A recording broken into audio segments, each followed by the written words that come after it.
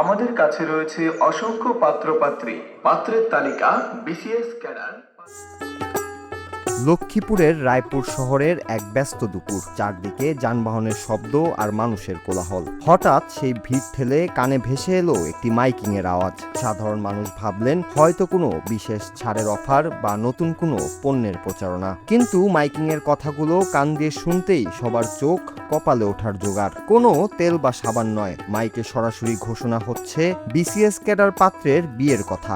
অটোরিকশায় রঙিন পোস্টার সাটিয়ে রাজপথ দাপিয়ে বেড়াচ্ছে এই বিচিত্র বিজ্ঞাপন, যা দেখে অবাক হওয়া ছাড়া পথচারীদের আর কোনো উপায় ছিল না। বিসিএস ক্যাডার পাত্র, ডাক্তার পাত্র, ইঞ্জিনিয়ার পাত্র, ব্যাংকার, সরকারি চাকুরিজীবী।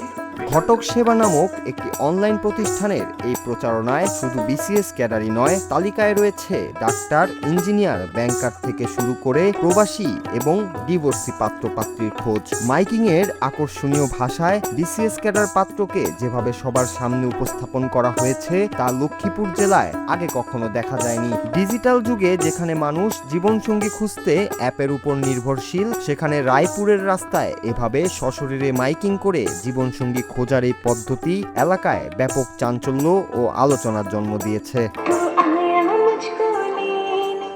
ঘটনাটির ভিডিও সামাজিক যোগাযোগ মাধ্যমে ছড়িয়ে পড়তেই নেটিজেনদের মধ্যে শুরু হয়েছে তর্কের ঝড়। কেউ বিষয়টিকে নিছক হাস্যরস বা সৃজনশীল প্রচারণা হিসেবে দেখছেন, আবার অনেকে প্রকাশ করছেন তীব্র উদ্বেগ। সমালোচকদের মতে একজন মানুষকে শুধুমাত্র তার বিসিএস বা চাকরির পরিচয়ে এভাবে রাস্তার মোড়ে মোড়ে পণ্য হিসেবে উপস্থাপন করা সামাজিক মূল্যবোধের অবক্ষয়কে স্পষ্ট করে। বিসিএস ক্রেজ এখন কোন পর্যায়ে পৌঁছেছে, এই ভিডিওটি যেন তারই এক অনন্য নজির হয়ে দাঁড়িয়েছে।